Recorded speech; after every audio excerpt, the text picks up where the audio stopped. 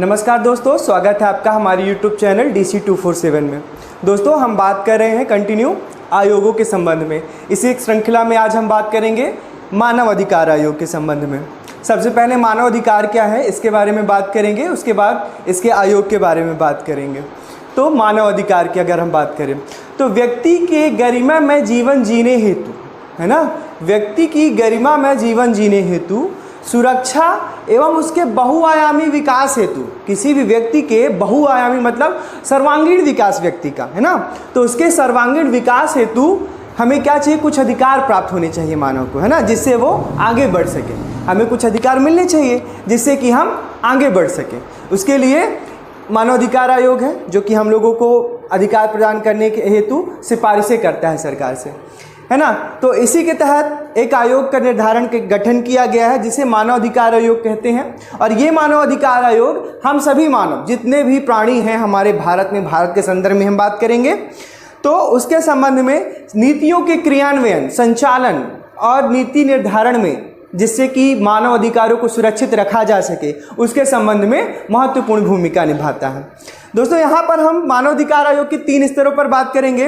राष्ट्रीय स्तर पर राष्ट्रीय मानव अधिकार आयोग, राज्य स्तर पर राज्य मानव अधिकार आयोग और जिला स्तर पर जिला न्यायालयों की बात करेंगे। जिला मानव अधिकार न्यायालय, है ना, मानव अधिकार फोरम, उपभोक्ता फोरम आप सुनते होंगे, तो वहाँ पर भी हम इसकी थोड़ा सा चर्चा कर लेंगे।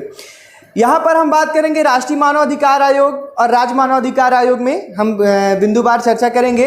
इनके परिचय की बात करेंगे, इनसे संबंधित क्या क्या प्रावधान है, इनका उद्देश्य बात करेंगे कि हमने किन उद्देश्यों को ध्यान में रखते हुए इनका गठन किया है इन आयोगों का। इसके बाद बात करेंगे इनकी विकास यात्रा की। तो ये मानव अधिकार जो हम बात कर रहे हैं, ये कहाँ से, कब से हमारे सामने ये प्रश्न उठा कि ऐसा कुछ आना चाहिए, तब से लेकर अब तक में क्या क्या परिवर्तन हुए, कब बना, है ना, इसमें क्या क्या नवीन संशोधन हुए, इसके संबंध में भी हम बात करेंगे। इसके साथ पूरी विकास यात्रा की चर्चा रहेगी। इसके बाद हम इसमें संरचना की बात करेंगे कि कितने सदस्य हैं, कौन कौन सदस्य हैं, इस संबंध में भी हम यहाँ पर बात करेंगे। सेवा शर्तों की बात करेंगे कि इनकी कार्यकाल क्या रहेगा, इनकी कार्य प्रणालियाँ क्या रहेंगी, और रिटायरमेंट का एज क्या होगा, है ना, ये सब चीज़ें हम सेवा शर्तों में बात करेंगे।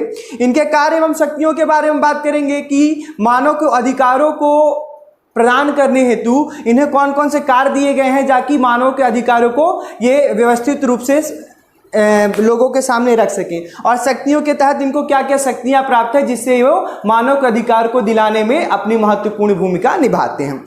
इसके बाद स्वतंत्रताएं की बात करेंगे दोस्तों, जिसमें कि ये रहेगा कि इनको कौन कौन से जब कार्य करेंगे, कार्य करने पर हमारे ऊपर भी उच्च अधिकारी होंगे, तो हमें कुछ ऐसे कार्य, हमें पास कुछ ऐसी शक्तियां होंगी, कुछ ऐसे स्वतंत्रताएं होंगी जिससे हम बिना डरे हम काम को कर सके, तो वो उन स्वतंत्रताओं के बारे में बात करेंगे। कार्य प्रणाली की बात करेंगे कि इनकी कार्य प्रणाली क्या रहेगी, है ना, ये किस तरीके से कार्य को अंजाम देंगे। इसके बाद इसकी सीमाएं और चुनौतियों की बात करेंगे कि वर्तमान में राष्ट्रीय मानव अधिकार आयोग के सामने कौन कौन सी प्रमुख चुनौतियां हैं, कौन सी सीमाएं हैं जो कि इसके कार्य को सीमित कर देती हैं, और इसके बाद उन्हीं सीमाओं, उन्हीं चुनौतियों से निपटने के उपाय के बारे में बात करेंगे, और कुछ प्रमुख तत्व जो आपको प्रीलिम्स में पूछे जा सकते हैं इसकी बात करेंगे। तो अब हम इसके सीधे परिचय के बाद में आते हैं दोस्तों। बात करें तो परिचय की बात करते हैं दोस्तों, तो इसके गठन जो है 28 सितंबर 1993 को हुआ था। राष्ट्रीय मानव अधिकार आयोग का गठन कब हुआ, तो 28 सितंबर 1993 को हुआ था। यह कैसा है, ये एक संवैधानिक निकाय है। कैसा निकाय है दोस्तों, राष्ट्रीय मानव अधिकार आयोग एक संवैधानिक निकाय है, अर्थात इसे संसद के द्वारा एक पारित अधिनियम के द्वारा इसका गठन किया गया था। संसद द्वारा, हमारी संसद के द्वारा राष्ट्र मानव अधिकारों की रक्षा हेतु, ताकि मानव अपने अधिकारों के प्रति मानव सजग रहे, मानव को उसको अधिकार पता हो और उन अधिकारों का संरक्षण सरकार के द्वारा किया जा सके, इस हेतु मानव अधिकार संरक्षण अधिनियम 1993 संसद के द्वारा पारित किया गया, तथा उसमें समय समय में परिवर्तन किया गया। यथा संशोधन 2006 और 2019 में किया गया। इन संशोधनों के माध्यम से जो आयोग था उसमें और अधिक कुशलता पूर्वक उसे और अधिक स्वतंत्रताएं प्रदान की गई, उसी शक्तियों में बढ़ोतरी की गई, है ना। उसके मतलब कार्य को और अधिक प्रभावपूर्ण तरीके से किस तरह आयोग कर सके, इस हेतु हम संशोधन किया हमने हमारे सरकारों के द्वारा, जिससे कि मानव अधिकारों की रक्षा को और अधिक सुदृढ़ रूप से लागू किया जा सके। इसके दोस्तों उद्देश्य की बात करें तो देश में मानव अधिकारों का प्रहरी कहा जा सकता है इस आयोग को देश के मानव अधिकारों का प्रहरी कहा जा सकता है, क्योंकि अगर हमें किसी भी तरह का, है ना, संविधान द्वारा जो भी हमें निर्धारित अधिकार प्राप्त हैं वो अधिकार, और न्यायालय द्वारा जो हमें अधिकार दिए गए हैं वो अधिकार, कानून द्वारा हमें जो अधिकार दिए गए हैं दोस्तों वो सभी अधिकार, है ना, जिनमें जीवन की स्वतंत्रता और क्षमता, व्यक्तिगत मर्यादा, है ना, जितने भी हमें अधिकार हैं जो हम चाहते हैं कि हम किसी के साथ शेयर ना करें, और हमें कुशलतापूर्वक गरिमा में जीवन जीने के लिए जो हमें अधिकार चाहिए वो अधिकार हमें प्रदान करने के उद्देश्य से ही इस आयोग का गठन किया गया था। तो अगर इसके पॉइंट्स की बात करें तो ये एक स्वतंत्र संस्था के रूप में मानव अधिकार के उल्लंघन से जुड़े मुद्दों पर, मानव अधिकार के उल्लंघन से जुड़े मुद्दों पर सरकार के ध्यान को आकृष्ट करता है कि सरकार ध्यान दीजिए। ये आयोग सरकार को ध्यान इस तरह आकृष्ट करता है कि देखिए ये मानव अधिकार का उल्लंघन हो रहा है, यहां पर सरकार को नियम बनाने की आवश्यकता है। इसके साथ संस्थागत व्यवस्थाओं को मजबूत करना, है ना, हमारे यहाँ हमको बहुत सारे अधिकार संस्थाओं के माध्यम से ही प्राप्त होते हैं और संस्थाओं के द्वारा हमारा शोषण भी किया जाने लगता है। जब शोषण किया जाए तब समझिए यहाँ पर कि व्यवस्थाओं को मजबूत करना, है ना, संस्थागत व्यवस्थाओं को मजबूत करना जिसके द्वारा मानव अधिकारों का समाधान हो सके, है ना। अगर किसी भी प्रकार का हमारे साथ गलत हो रहा है, हमारे अधिकारों का हनन हो रहा है, तो हम ऐसी व्यवस्थाओं, संस्थागत व्यवस्थाएं बनाएंगे जिससे कि लोग अपने अधिकार को यथासंभव प्राप्त कर सकें। अधिकारों के अतिक्रमण पर सरकार का ध्यानाकर्षण, सरकार का ध्यानाकर्षण करवाना। अगर हमारे अधिकारों का अतिक्रमण हो रहा है, हमें जो मूल अधिकार प्राप्त है उनका, या फिर जो हमें न्यायालय द्वारा अधिकार प्राप्त है उनका, अगर हमें इनका किन्हीं के जो हमें अधिकार प्राप्त है उन पर अगर किसी व्यक्ति, किसी संस्था या सरकार के द्वारा क्यों ना स्वयं सरकार के द्वारा भी अतिक्रमण किया जाए, तो उस ओर भी सरकार को बताना कि आपके द्वारा ये कार्य किया गया है जो कि नैतिक रूप से मान्य नहीं हो सकता। इसके बाद मानवाधिकारों की रक्षा की प्रतिबद्धता पर हम देखिए, हमारा जो भारत है वो लोक कल्याणकारी राज्य की स्थापना हेतु बना था। अब लोक कल्याणकारी राज्य की स्थापना में जनता, सरकार का कर्तव्य होता है कि वो नागरिकों की रक्षा करे, उसके अधिकारों को सुनिश्चित करे और उसे समस्त अधिकार प्रदान करे। इसके साथ ही और क्या उसका उद्देश्य है इसके गठन का, तो जो ये कार्य किए गए, हमने जिन 4 पॉइंट्स की बात की, इनके लिए किए गए प्रयासों को पूर्ण और सशक्त बनाना, है ना। जो ये सरकार द्वारा ये प्रयास किए जाएं, जिससे ये आयोग द्वारा ये प्रयास किए जाएंगे जिससे कि लोगों के अधिकार उनको यथावत मिलते रहें, और इस दिशा में सरकार को और नवीन प्रयास करने हेतु ये आयोग कार्य करता है। इसका उद्देश्य यही है कि अधिक से अधिक लोगों को इनके अधिकारों के बारे में जानकारी दी जा सके और वो अधिकार वो प्राप्त कर सकें। इसके बाद दोस्तों हम बात करेंगे, अब इसके विकास यात्रा पर चर्चा करेंगे कि इसकी विकास यात्रा क्या रही, इसके गठन के से पूर्व क्या रहा और गठन के पश्चात इसमें हमने क्या क्या परिवर्तन किए हैं।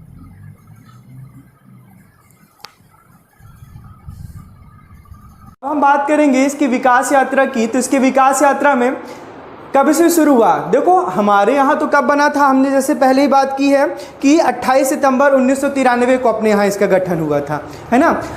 कब? अपने स्वतंत्रता के 44 वर्ष बाद, स्वतंत्रता प्राप्ति के 44 वर्ष बाद अपने यहाँ 28 सितंबर 1993 को इसकी स्थापना, इसका गठन किया गया था इस आयोग का। लेकिन इसके पूर्व भी हम देखते हैं कि मानव अधिकार, मानव रहा है तो उसके अधिकार रहे होंगे और उसके अधिकारों का हनन रहा होगा, उनकी रक्षा हेतु हमेशा से कुछ न कुछ प्रयास किए गए होंगे। तो विकास यात्रा की बात करें दोस्तों, तो 1215 में प्रथम बार सबसे प्रथम मानव अधिकारों की बात आई 1215 में ब्रिटेन के एक घोषणा पत्र जिसे मैग्ना कार्टा कहा जाता है, ब्रिटेन के एक घोषणा पत्र जिसे मैग्ना कार्टा कहा जाता है, तो वहाँ उसे ही मतलब संपूर्ण विश्व में कहा जाए तो मानव अधिकारों को जन्मदाता किसे कहा जाता है, तो मानव अधिकारों को जन्मदाता 1215 में ब्रिटेन में प्रकाशित घोषणा पत्र जिसे मैग्ना कार्टा कहा जाता वह है ना। जन्मदाता कौन है? ब्रिटेन में प्रकाशित जो घोषणा पत्र जिसे मैग्ना कार्टा कहते हैं, वो भारत में या फिर संपूर्ण विश्व में अगर जन्मदाता मानव अधिकारों की बात करें तो इसे कहेंगे। उसके बाद दोस्तों यूरोप की बात करें तो 1525 में the 12 articles of the black forest एक इस दस्तावेज के माध्यम से यूरोप में बात की गई मानव अधिकारों की कि मानव के अधिकार होने चाहिए। यूरोप में तत्कालिक समय में कुछ अशांति रही होगी जिससे कि शासक वर्ग के प्रति लोगों का संतोष हुआ होगा एवं इसके माध्यम से लोगों को अधिकारों के प्रति सजग किया गया। इसके बाद अंतर्राष्ट्रीय प्रयास की बात करें दोस्तों तो अंतर्राष्ट्रीय पहला प्रयास दासता के विरुद्ध उन्मूलन में 1926 की बात यहाँ पर हम करेंगे। 25 सितंबर 1926 को दासता के विरुद्ध उन्मूलन हुआ अंतर्राष्ट्रीय स्तर पर, जो कि दास थे उनके संबंध में, उनको अधिकार देने के संबंध में। वहां पास भी मानव अधिकारों की बात आई कि ये मानव हैं, इनके अधिकार की रक्षा करना सभी का कर्तव्य है। हमारा और आपका भी कर्तव्य है कि अगर हम ना तो किसी व्यक्ति के अधिकार का हनन करें और ना अपने अधिकारों को हनन होने दें। तो 1926 में अंतर्राष्ट्रीय प्रयास भी किए गए। इसके बाद हम थोड़ा और आगे बढ़ें तो 10 दिसंबर 1948 को संयुक्त राष्ट्र संघ द्वारा मानव अधिकारों की सार्वभौमिक घोषणा की गई। संयुक्त राष्ट्र संघ का तब तक गठन हो गया 1948 में के पूर्व, और 10 दिसंबर 1948 को संयुक्त राष्ट्र संघ द्वारा मानव अधिकारों के लिए एक सार्वभौमिक घोषणा पत्र है ना घोषणा की गई कि मानव को ये अधिकार होंगे, मानव को ये अधिकार प्रदान किए जाएंगे, और उन अधिकारों को संहिताबद्ध कर दिया गया, उन्हें एक फॉर्मेट पे रख दिया गया जिससे और जो भी मानव संयुक्त राष्ट्र से रिलेटेड देश थे, जो इसके सदस्य देश हैं, वो उनके लिए एडवाइजरी जारी की गई कि आप अपने यहाँ के नागरिकों को ये अधिकार प्रदान करें। इसके बाद 10 दिसंबर को ही राष्ट्रीय मानव अधिकार दिवस मनाया जाता है और इसकी शुरुआत 1950 में की गई थी। राष्ट्रीय मानव अधिकार दिवस कब मनाया जाता है तो 10 दिसंबर को मनाया जाता है, और कब से मनाया जाता है तो 1950 से मनाया जा रहा है। एक बात और दोस्तों बात करें, 1946 में ही फरवरी 1946 में अंतर्राष्ट्रीय मानव अधिकार आयोग की स्थापना हो चुकी थी। कब हुई थी? 1946 में, फरवरी 1946 में अंतर्राष्ट्रीय मानव अधिकार आयोग की स्थापना हुई थी, और इसने अपना कार्य प्रारंभ 1947 से किया था। जब भारत आजाद हुआ तब ही प्रथम बार अंतर्राष्ट्रीय मानव अधिकार आयोग ने अपना कार्य करना प्रारंभ किया था। और इसकी प्रथम अध्यक्ष कौन थे? तो श्रीमती फ्रैंकलिन डी रूजवेल्ट इसकी प्रथम अध्यक्ष थी। इसके बाद हम थोड़ा और आगे आते हैं, 1978 में बढ़ते हैं तो ह्यूमन राइट्स वॉच मानव अधिकार संगठन है एक, ह्यूमन राइट्स वॉच, तो इसकी स्थापना कहाँ हुई? न्यूयॉर्क में हुई। कब हुई? 1978 में। इसने भी मानव अधिकारों के क्षेत्र में अभूतपूर्व योगदान दिया। मानव के अधिकारों को किस तरह से और व्यवस्थित और मजबूत किया जाए जिससे कि लोगों को अधिक से अधिक लाभ मिल सके, इसके बारे में बात की। इसके बाद संयुक्त राष्ट्र महासभा ने 20 दिसंबर 1993 को संयुक्त राष्ट्र मानव अधिकार उच्चायुक्त का पद सृजित कर दिया। कब उच्चायुक्त का पद सृजित हुआ? तो 20 दिसंबर 1993 को। और 20 दिसंबर 1993 को उच्चायुक्त का पद जब ये सृजित हो गया तो 1994 में मानव अधिकार के लिए हॉटलाइन बना दी गई है ना। हॉटलाइन एक की स्थापना की गई। हॉटलाइन के तहत आपके अधिकारों को आपको देना, अंतरराष्ट्रीय स्तर पर भी आप अपने अधिकारों के लिए जा सकते हैं अगर आपके अधिकारों का हनन हो जाए तो। ये रहा इसका विकास यात्रा। अब दोस्तों थोड़ा सा बात कर लें पीटी फैक्ट की, तो भारतीय संविधान, इंग्लैंड का संविधान और अमेरिका के संविधान, इनमें मानव अधिकारों को क्या कहा गया है? इनमें मानो तो भारतीय संविधान में मानव अधिकारों को मूल अधिकार कहा गया है। इंग्लैंड के संविधान में मानव अधिकार को मैग्ना कार्टा कहा गया है, जैसे हमने पहले ही पढ़ा है। और अमेरिकी संविधान में मानव अधिकार को बिल ऑफ राइट्स कहा गया है। तो ये रहा दोस्तों इसकी विकास यात्रा। अब हम बात करेंगे इसके कार्य एवं की बात करें दोस्तों, तो संरचना में राष्ट्रीय मानवाधिकार आयोग एक बहुत विशाल संरचना है, इसमें बहुत सारे सदस्य होते हैं, है ना। ये बहुसदस्यीय संस्था या निकाय है, इसमें एक अध्यक्ष सहित 12 सदस्य होते हैं और इनके लिए एक महासचिव भी होता है जो कि उसका मुख्य कार्यपालन अधिकारी होता है और वो संपूर्ण कार्य देखता है, इसके जितने भी कार्य होते हैं वो देखता है ना। तो इसमें अध्यक्ष कौन होता है? एक अध्यक्ष रहेगा जो कि सुप्रीम कोर्ट का मुख्य न्यायाधीश या अन्य न्यायाधीश हो या रहा हो पहले, है ना, वो इसका अध्यक्ष होगा। इसके बाद सदस्य की बात करें तो सदस्य सुप्रीम कोर्ट में कोई न्यायाधीश रहा हो या वर्तमान में हो, वो उसका सदस्य बन सकता है। एक सदस्य होगा जो मुख्य न्यायाधीश या अन्य न्यायाधीश रहा हो, कहाँ? राज्य यानी उच्च न्यायालय में कोई मुख्य न्यायाधीश या अन्य न्यायाधीश रहा हो वो। 3 सदस्य ऐसे होंगे जिन्हें मानवाधिकार के बारे में विशेष ज्ञान होगा, जो मानवाधिकारों के क्षेत्र में विशेष कार्य किए होंगे, 3 सदस्य होंगे। अन्य सदस्यों की बात करें तो अन्य सदस्य में राष्ट्रीय पिछड़ा वर्ग आयोग के अध्यक्ष, राष्ट्रीय अल्पसंख्यक आयोग के अध्यक्ष, अनुसूचित जाति आयोग के अध्यक्ष, अनुसूचित जनजाति आयोग के अध्यक्ष, राष्ट्रीय महिला आयोग के अध्यक्ष, राष्ट्रीय बाल संरक्षण आयोग के अध्यक्ष एवं दिव्यांगजनों के मुख्य आयुक्त को भी इसके सदस्य के रूप में शामिल किया गया है। इसके बाद एक महासचिव भी होता है जो कि इनको कार्य करने में सहयोग प्रदान करता है। इनकी नियुक्ति की बात करें दोस्तों तो नियुक्ति राष्ट्रपति द्वारा की जाती है। राष्ट्रपति द्वारा एक समिति का गठन किया जाता है और उस समिति के द्वारा जो नाम सिफारिश किए जाते हैं उन नामों को यहाँ पर रखा जाता है। जैसे और राष्ट्रपति द्वारा जो समिति होती है उस समिति में एक अध्यक्ष और 5 सदस्य होते हैं जो कि इन अध्यक्ष एवं सदस्यों की नियुक्ति के हेतु नाम सजेस्ट करते हैं। तो अध्यक्ष कौन होता है उस समिति का? प्रधानमंत्री होते हैं। और सदस्य कौन कौन होता है उस समिति का? सदस्य जिस समिति के द्वारा इन अध्यक्ष एवं सदस्यों की नियुक्ति की जाती है। तो उस समिति में सदस्य की बात करें तो लोकसभा की अध्यक्ष, गृह मंत्री भारत सरकार, लोकसभा में विपक्ष के नेता, राज्यसभा में विपक्ष के नेता एवं राज्यसभा में जो उपसभापति होंगे वो इस समिति के सदस्य होंगे। और ये जो 6 सदस्यीय समिति है, एक अध्यक्ष और 5 सदस्य मिलाकर, ये समिति इन एक अध्यक्ष और 12 सदस्यों की नियुक्ति करेगी। तो ये इसकी संरचना है। इसके बाद हम बात करेंगे दोस्तों इनकी सेवा शर्तों में हम वेतन भत्ते, कार्यकाल एवं पद मुक्ति के संबंध में बात करेंगे।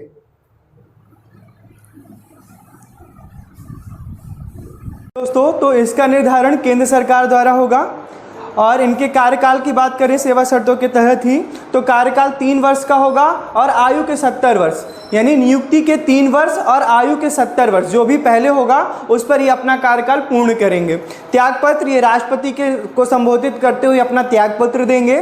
पदमुक्ति की बात करें तो राष्ट्रपति इनको निम्न आधारों पर इनके पद से इन्हें मुक्त कर सकता है। अगर वह पागल, दिवालिया, न्याय निर्णीत हो न्यायालय के द्वारा या फिर अन्य नियोजन में संलग्न हो, मतलब इनके कार्य जो राष्ट्रीय मानवाधिकार आयोग के सदस्य और अध्यक्ष अपने इस कार्य के अतिरिक्त कोई अन्य नियोजन, अन्य नौकरी, अन्य व्यवसाय करते हैं तो भी उन्हें उनके पद से हटाया जा सकता है। दुराचार, अक्षमता या साबित कदाचार के आधार पर भी अगर जांच उपरांत ऐसा पाया जाता है कि अध्यक्ष या सदस्य दुराचार, अक्षमता, साबित कदाचार या किसी भी अन्य मामलों में जो कि इनकी सेवा शर्तों में दिए गए हैं उसके अतिरिक्त कोई ऐसा कार्य करता हुआ पाया जाता है तब भी इसे इसके पद से मुक्त किया जा सकता है। दोस्तों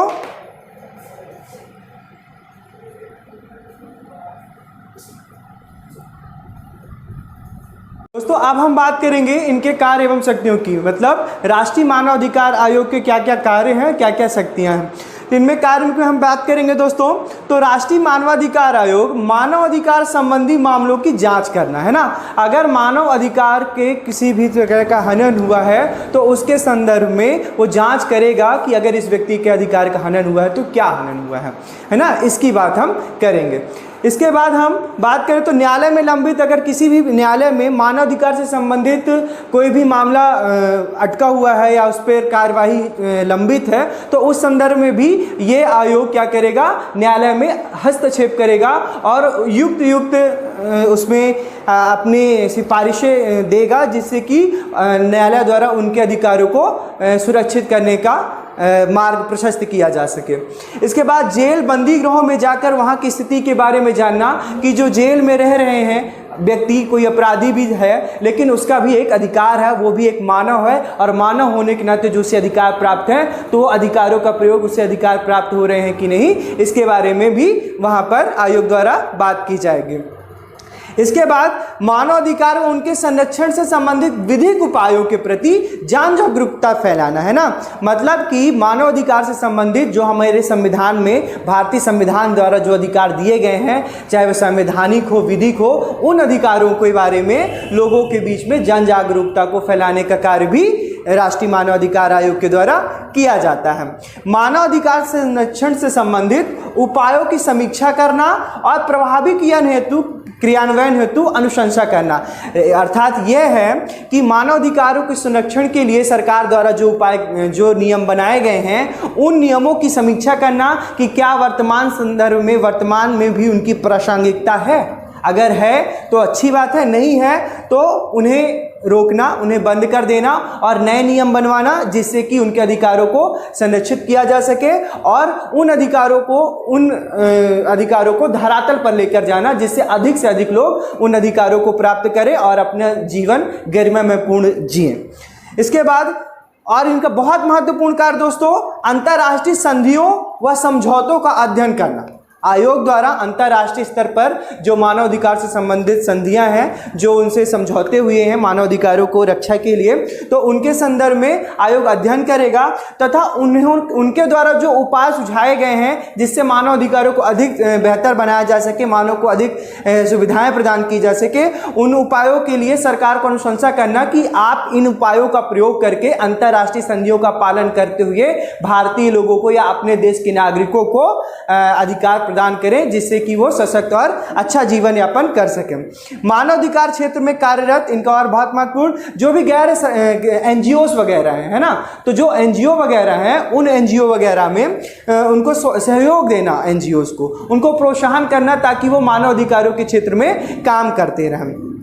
साथ में दोस्तों बात करें तो आतंकवाद सहित उन सभी मामलों, आप देखिए आतंकवाद से सबसे ज़्यादा प्रभावित होते हैं मानव अधिकार। आप कश्मीर की बात ले लीजिए, माओवाद ले लीजिए, आतंकवाद ले लीजिए, है ना। यहाँ क्या होता है, यहाँ किसी के अधिकार नहीं रह पाते हैं, सरकार को भी मजबूरन वहाँ पर कड़ाई रखनी पड़ती है, जिससे उनके अधिकारों का हनन होता है। तो आतंकवाद सहित उन सभी मामलों की समीक्षा करना, जिनमें आयोग का कार्य है कि आतंकवाद सहित सभी मामले जिनमें भी व्यक्ति के या मानव के अधिकारों का हनन होता है, उन पर अपनी रिपोर्ट सरकार को देना, जिससे कि उनके अधिकारों को बढ़ाया जा सके। और ऐसे कार्य करना दोस्तों, अंत में अब बिल्कुल ऐसे कार्य करना जो अधिकारों को सशक्त बनाने में काम आए और मानव अधिकारों के संबंध में जो भी सरकार द्वारा नीतियां बनाई गई हैं उनका प्रचार प्रसार करना, है ना। प्रचार प्रसार होगा तो आपको अपने अधिकार पता होंगे, जब आपको अपने अधिकार पता होंगे तो आप उसे प्राप्त करने की जद्दोजहद करोगे, उसे प्राप्त करने के लिए आप कदम उठाओगे। तो ये रहे दोस्तों हमारे इसके कार्य एवं शक्तियां। अब हम बात करेंगे कि राष्ट्रीय मानव अधिकार आयोग के पास क्या क्या स्वतंत्रताएं हैं। स्वतंत्रताओं की कि राष्ट्रीय मानव अधिकार आयोग के अध्यक्ष और सदस्यों को क्या क्या स्वतंत्रताएं प्राप्त हैं। तो स्वतंत्रता में अध्यक्ष व सदस्य नियुक्ति के पश्चात, अगर अध्यक्ष को या सदस्य को नियुक्त कर दिया गया है तो नियुक्ति के पश्चात इनकी सेवा शर्तों में किसी भी प्रकार का अलाभकारी परिवर्तन नहीं किया जाएगा। सकारात्मक परिवर्तन किया जा सकता है परंतु नकारात्मक परिवर्तन नहीं किया जाएगा। कार्यकाल पूर्ण करने की स्वतंत्रता होगी, बहुत महत्वपूर्ण, इन्हें कार्यकाल पूर्ण करने की स्वतंत्रता होगी, अर्थात ये किसी के प्रसाद पर्यंत पद धारण नहीं करते हैं। इन्हें नियुक्ति होती है और जब तक इनकी नियुक्ति है, अगर राष्ट्रपति जो आधार हमने बात की हटाने की, उन आधारों के तहत ही हटा सकते हैं। इसके अतिरिक्त इन्हें हटाया नहीं जा सकता है कि राष्ट्रपति कभी भी अपने आदेश के द्वारा इन्हें हटा सकता है, ऐसा कुछ नहीं। इन्हें अपने कार्यकाल पूर्ण करने की स्वतंत्रता है। केवल उन्हीं मामलों की जाँच ये कर सकेंगे, ये आयोग में है कि जो ऐसे मानवाधिकार आयोग मामलों की ये जांच करेंगे जिनको घटित हुए 1 वर्ष से कम अवधि का समय हुआ है। अगर कोई मामला 1 वर्ष से अवधि का ज़्यादा हो गया है तो ये आयोग उस मामले पर कोई संज्ञान नहीं लेगा, कोई इस आयोग का कोई कार्य नहीं होगा, है ना। वो फिर आप जैसी प्रोसीडिंग होगी, सिविल मामला होगा सिविल और क्रिमिनल मामला होगा तो क्रिमिनल को उस हिसाब से वो आप दूसरी तरह से हैंडल करेंगे, इसके अकॉर्डिंग नहीं होगा।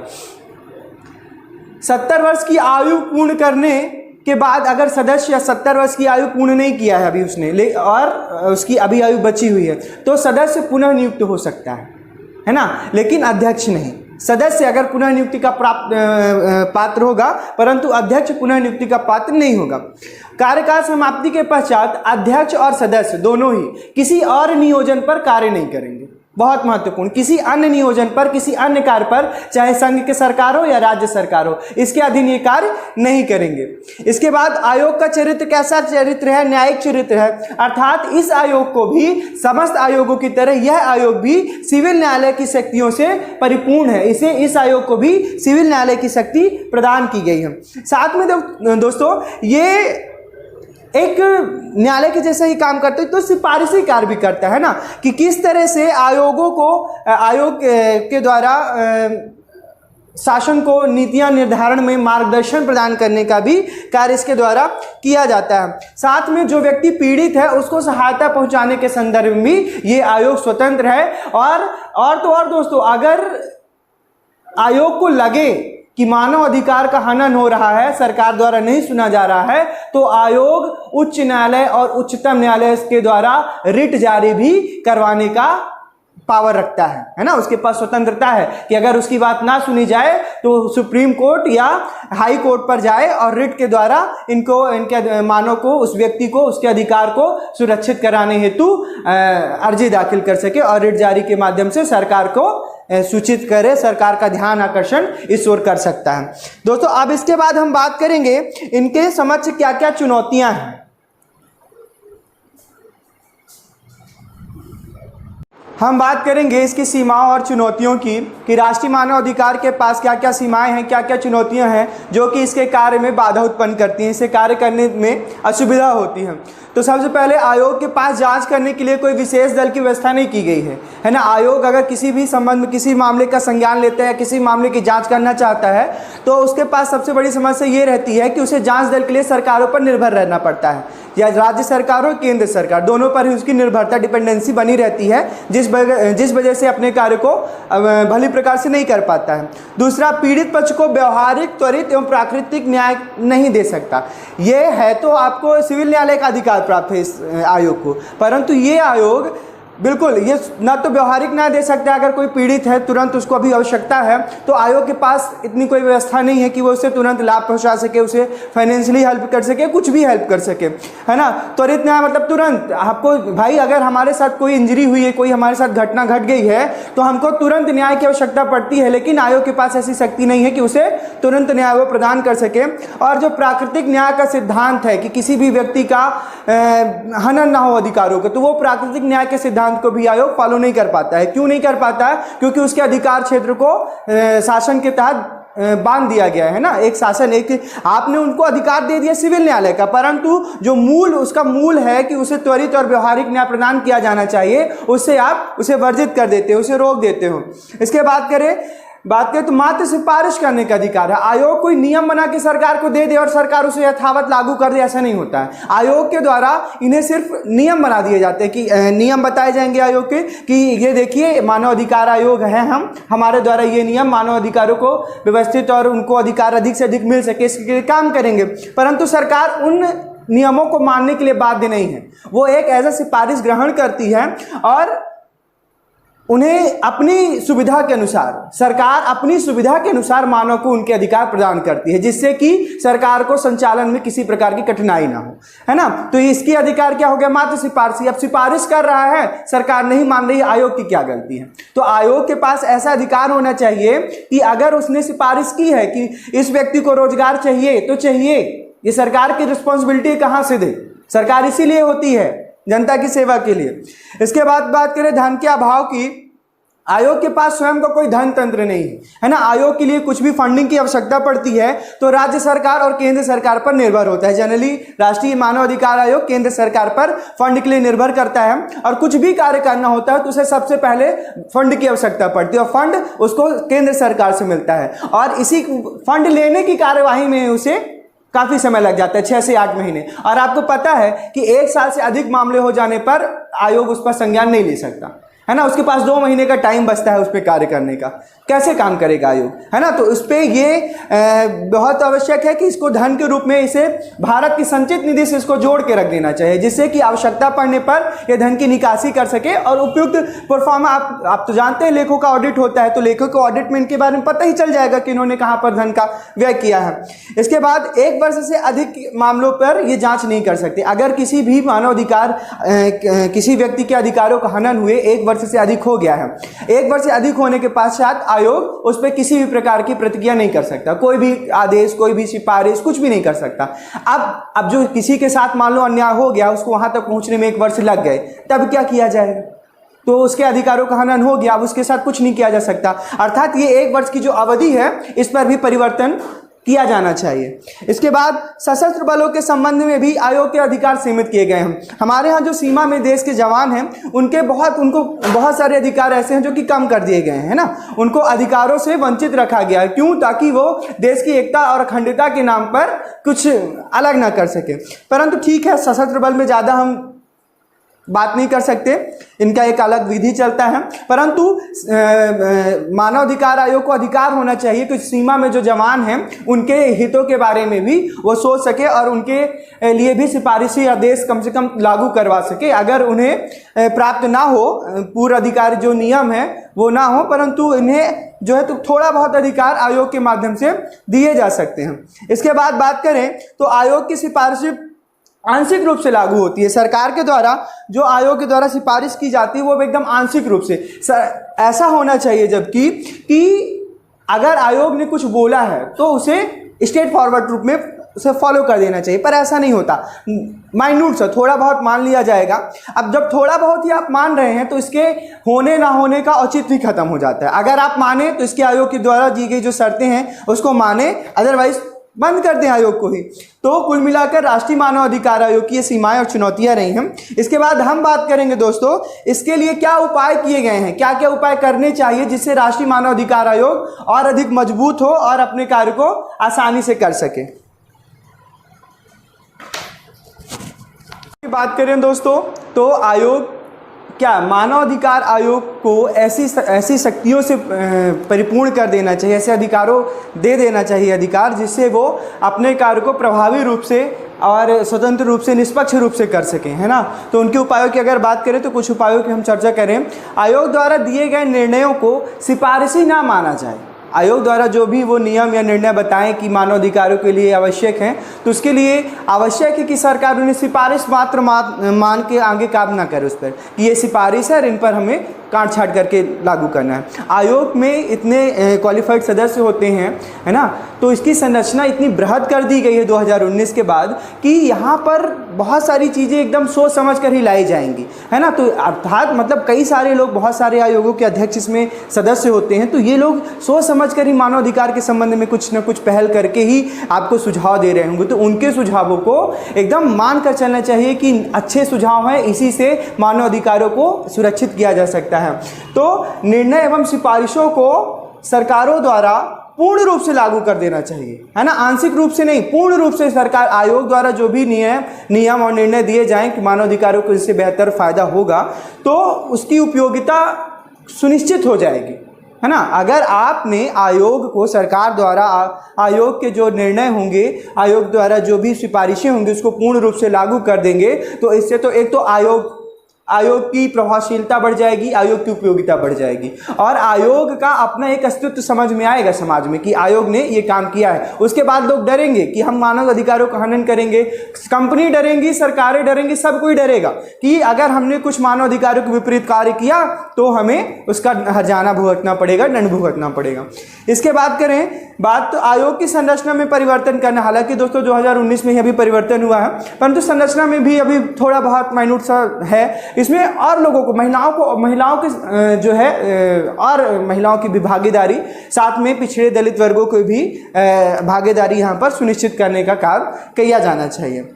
इसके बाद आयोग में जांच के लिए अनुभव वाले व्यक्तियों की आवश्यकता होती है। अभी क्या है, हम पूर्ण रूप से डिपेंडेंट है केंद्र और राज्य सरकार, तो इसके पास एक स्वतंत्र निकाय टाइप में इसके अपने कर्मचारी होने चाहिए। जब इसके कर्मचारी होंगे तो इसकी नीतियों के अनुसार ही भर्ती किए जाएंगे। जब भर्ती होंगे तो निष्पक्ष एवं स्वतंत्रता पूर्वक कार्य करने के लिए आवश्यक है कि इसका स्वयं का जांच दल हो, है ना। जांच दल होगा तो ये क्या करेंगे, कर्मचारी इसके स्वतंत्रता पूर्वक का। अभी क्या है, जो जांच दल बनता है उसमें राज्य के कर्मचारी होते हैं, तो राज्य सरकार के खिलाफ कुछ नहीं कहते हैं। जब इसके कर्मचारी हो जाएंगे तो सरकारों से नहीं डरेंगे, वो जो सही होगा उसी वक्तव्य को देंगे।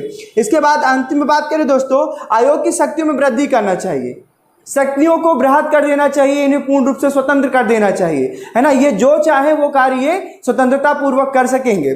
और राज्य सरकारों पर इनके द्वारा जो कार्य हैं, जो भी आयोग द्वारा कार्य किया जाए तो राज्य सरकार इन पर हस्तक्षेप की नीति अपनाए। राज्य सरकार एवं केंद्र सरकार भी कोई हस्तक्षेप नहीं किया जाएगा, है ना। सिर्फ संसद पे बहस होगी इनके प्रतिवेदन पर, बस, है ना। उस पर अगर कुछ निकल कर आता है निष्कर्ष तो ठीक है, अदरवाइज केंद्र और राज्य सरकार को इस पर निष्कर्ष करने की छूट नहीं, हस्तक्षेप करने की छूट नहीं मिलनी चाहिए। ये रहा दोस्तों हमारा राष्ट्रीय मानवाधिकार। अब हम बात करेंगे राज्य मानवाधिकार आयोग। हम बात करेंगे दोस्तों राज्य मानवाधिकार आयोग की, राज्य मानवाधिकार क्या है। देखो, राज्य मानवाधिकार आयोग की स्थापना इसी के तहत हुई है। मानवाधिकार संरक्षण अधिनियम 1993 की धारा 21(1) के तहत राज्य मानवाधिकार आयोग का गठन किया गया था। और राज्य मानवाधिकार आयोग का गठन कब किया गया, 13 सितंबर 1995 को, है ना। किस धारा के तहत, तो अधिनियम 1993 की धारा 21(1) के तहत, धारा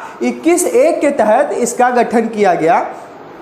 इनका कार्य क्षेत्र की बात करें तो ये जो राज्य मानवाधिकार हैं ये समवर्ती सूची पर और राज्य सूची पर, है ना, नियम बना सकते हैं। समवर्ती सूची और राज्य सूची के संबंध में अगर किसी प्रकार के मानवाधिकारों का उल्लंघन समझ में आता है तो आयोग के द्वारा इस पर संज्ञान लिया जाएगा, है ना। ये अपना प्रतिवेदन, इनके प्रतिवेदन की बात करें तो ये अपना प्रतिवेदन राज्यपाल के समक्ष रखते हैं, ये आयोग के सदस्य और अध्यक्ष। और राज्यपाल विधानसभा या विधानमंडल में रखता है और विधानसभा में इस पर चर्चा होती है।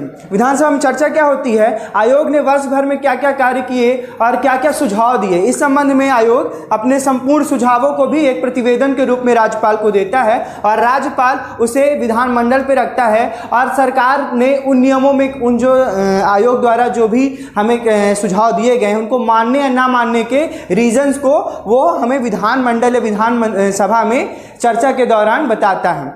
इसके बाद हम इसकी संरचना की बात करें तो संरचना में एक अध्यक्ष और 2 सदस्य होते हैं। बहुत ही छोटी संरचना है, एक अध्यक्ष और 2 सदस्य। एक सचिव होता है जो कि उसका मुख्य कार्यपालन अधिकारी होता है, जो कि संपूर्ण कार्यवाही का संचालन करता है, देखरेख करता है ना। अध्यक्ष की सहायता के लिए ये बहुत महत्वपूर्ण होता है कि एक अधिकारी हो जो कि कार्य संचालन में सहयोग करे। अध्यक्ष का क्या होता है, अध्यक्ष हाई कोर्ट का सेवानिवृत्त मुख्य न्यायाधीश होना चाहिए। किसी भी राज्य में हो, किसी भी राज्य के उच्च न्यायालय का मुख्य न्यायाधीश रहा हो, वो इसका अध्यक्ष हो सकता है। और जो सदस्य होगा वो सुप्रीम या हाई कोर्ट का ही सेवानिवृत्त न्यायाधीश या फिर कोई जिला न्यायाधीश रहा हो 7 वर्षों तक, लेकिन वो जिला न्यायाधीश के पद पर कार्यरत रहा हो। और अंत में कोई भी मानवाधिकार का विशेषज्ञ हो, मानवाधिकार के संबंध में उसे गूढ़ रहस्य प्राप्त हो, अच्छी जानकारी प्राप्त हो, तो वह भी उसका सदस्य बन सकता है। नियुक्ति की बात करें दोस्तों तो इनकी नियुक्ति राज्यपाल के द्वारा होती है और राज्यपाल के द्वारा एक समिति का गठन होता है। उस समिति की सिफारिश पर ही इनके अध्यक्ष और सदस्यों की नियुक्ति होती है। तो समिति में कौन होता है, इसकी बात करें तो समिति में राज्य का मुख्यमंत्री जो कि इस समिति का अध्यक्ष होगा, विधानसभा का अध्यक्ष, राज्य का गृह मंत्री और विधानसभा में विपक्ष के नेता। ये जैसे अगर मध्य प्रदेश की बात करें तो इतने लोग ही हैं समिति में, 4 लोग। जहां विधान परिषद है वहां पर विधान परिषद का सभापति और विधान परिषद के विपक्ष के नेता को भी समिति में स्थान दिया गया है। और इस समिति के द्वारा जो नाम सुझाए जाएंगे, वह समिति के द्वारा जो नाम आएंगे उन्हीं में से आपको अध्यक्ष और सदस्य चुनने पड़ते हैं। राज्यपाल उन्हीं में से अध्यक्ष और सदस्य का चुनाव करता है। अब हम इसकी सेवा शर्तों की बात करेंगे कि राज्य मानव अधिकार आयोग की सेवा में जो कर्मचारी रहेंगे, जो अध्यक्ष सदस्य होंगे, इनकी सेवा शर्तें क्या होंगी। अधिकार की हम सेवा शर्तों के बारे में बात करें तो सेवा शर्तों का निर्धारण कौन करेगा? तो सेवा शर्तों का निर्धारण राज्य सरकार के द्वारा किया जाएगा। राज्य सरकारें अपने अनुसार इनकी सेवा में परिवर्तन कर सकते हैं, लेकिन एक बहुत महत्वपूर्ण, राज्य सरकार इनकी नियुक्ति के पश्चात किसी प्रकार का अलाभकारी परिवर्तन नहीं करेगी। परिवर्तन किया जाएगा परंतु अलाभकारी परिवर्तन नहीं होगा। पदावधि की बात करें तो 3 वर्ष, है ना, ये अपनी नियुक्ति के 3 वर्ष तक उस पद को धारण करेंगे या अपनी आयु के 70 वर्ष, जो भी पहले होगा उस पर ये अपना पद त्याग देंगे। त्याग पत्र किन्हें देंगे? तो इन्हें राज्यपाल को अपना, ये अध्यक्ष और सदस्य अपना त्याग पत्र किन्हें देंगे? तो राज्यपाल को ये अपना त्याग पत्र देंगे। हटाए जाने की बात करें तो इनको हटाए जाने का प्रावधान राष्ट्रपति के द्वारा इन्हें हटाया जाएगा। इन्हें राज्यपाल के द्वारा नहीं, नियुक्ति राज्यपाल करेंगे, त्याग पत्र भी राज्यपाल को देंगे, परंतु जब इन्हें हटाया जाएगा तो किसके द्वारा? राष्ट्रपति के द्वारा हटाया जाएगा। राष्ट्रपति कौन से आधार लेगा? साबित कदाचार, अयोग्यता एवं असमर्थता, है ना। अगर ये है तो इस पर इसे सुप्रीम कोर्ट की एक समिति के द्वारा इस पर जांच बैठेगी और जांच करेगी कि जो इन्हें सदस्य या अध्यक्ष जिन्हें हटाया जा रहा है, ये अगर साबित कदाचार, अयोग्यता या असमर्थता के किसी श्रेणी में आते हैं इनके द्वारा किए गए कार्य, तो सुप्रीम कोर्ट अपना उसमें जो है जजमेंट, अपना निष्कर्ष देगा कि इन्होंने ऐसा कुछ किया है कि नहीं किया है। अगर ऐसा कुछ पाया जाता है तो उन्हें हटा सकते हैं। अन्य आधार भी है राष्ट्रपति के पास जिसके आधार वह हटा सकता है। वह किसी अपराध में सिद्ध दोष हो, अगर सदस्य या अध्यक्ष किसी अपराध में संलग्न रहा हो, उसके बाद उसे सजा दे दी गई हो, तो वो तब उसे हटाया जा सकता है। वह पागल या दिवालिया न्याय निर्णित कर दिया हो, किसी सक्षम न्यायालय द्वारा उसे पागल या दिवालिया घोषित कर दिया जाए, तब भी उसे उसके पद से हटाया जा सकता है, पृथक किया जा सकता है। और अन्य नियोजन पर संलग्न, अन्य नियोजन पर भी कार्य कर रहा हो, किसी और कार्य को भी वो कर रहा हो, अध्यक्ष और सदस्य की भूमिका तो निभा ही रहा है, साथ में किसी अन्य नियोजन पर किसी राज्य, केंद्र सरकार या फिर अन्य प्राइवेट कंपनी या संस्थान में भी कुछ कार्य कर रहा हो, तब भी उसे उसके पद से हटाया जा सकता है। वेतन भत्तों की बात करें दोस्तों तो हाई कोर्ट के जो न्यायाधीश होते हैं उनके समकक्ष इनके वेतन भत्ते, इनकी जो सुविधाएं होती हैं, तो हाई कोर्ट का जो न्यायाधीश होता है उसके समकक्ष इनको वेतन भत्ते और समस्त सुविधाओं को प्राप्त होती है। और राज्य मानवाधिकार का थोड़ा सा बात करें प्रेजेंट की तो इसका मुख्यालय कहाँ है? तो इसका मुख्यालय भोपाल में है।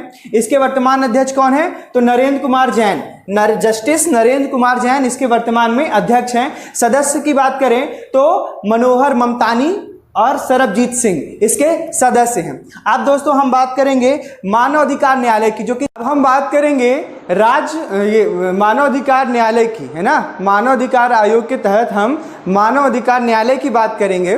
तो मानव अधिकार न्यायालय का गठन मानव अधिकार संरक्षण अधिनियम 1993 के तहत ही किया गया है ना। जो अधिनियम बना 1993 में, उसी के तहत हमने प्रत्येक जिले में एक मानव अधिकार न्यायालय की बात की कि प्रत्येक जिले में एक मानव अधिकार न्यायालय होगा जो कि मानव अधिकार से संबंधित मामलों पर अपनी रिपोर्ट देगा या फिर उन संबंधित मानव अधिकार से हनन से संबंधित मामलों को वहां रखा जाएगा और उस पर न्याय निर्णय का कार्य किया जाएगा। प्रत्येक जिले में मानव अधिकार न्यायालय के गठन कौन करेगा? तो राज्य सरकार करेगी। राज्य सरकार कैसे करेगी? उच्च न्यायालय के मुख्य न्यायाधीश की सिफारिश पर, उससे परामर्श करके कि क्या इसरा यहाँ पर इसकी आवश्यकता है, अगर है तो मुख्य न्यायाधीश की सलाह पर ही राज्य सरकारें प्रत्येक जिले में राज्य मानवाधिकार न्यायालयों की स्थापना या जिला मानवाधिकार न्यायालय की स्थापना कर सकती हैं। और इसमें कार्यवाही हेतु विशेष लोक अभियोजन अधिकारी की व्यवस्था की गई है, ताकि कार्यवाही का संचालन आसानी से किया जा सके, लोगों को त्वरित न्याय मिल सके।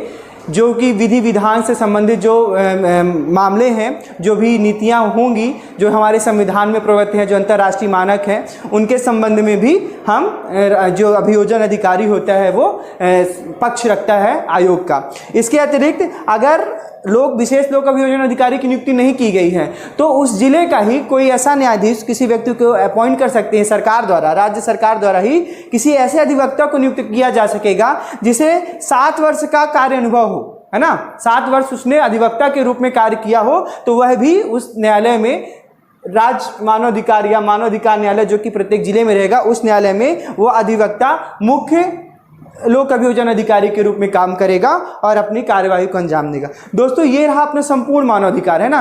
राज्य और केंद्र, इनकी जो अगर राज्य और केंद्र की बात करें तो हमने राज्य में शक्तियां और चुनौतियां, उपाय किन की बात नहीं की है, तो वो सब सेम ही है ना, कुछ फर्क नहीं है दोनों के। सभी के यहाँ भी चुनौतियां वही हैं, वहाँ भी चुनौतियाँ हैं।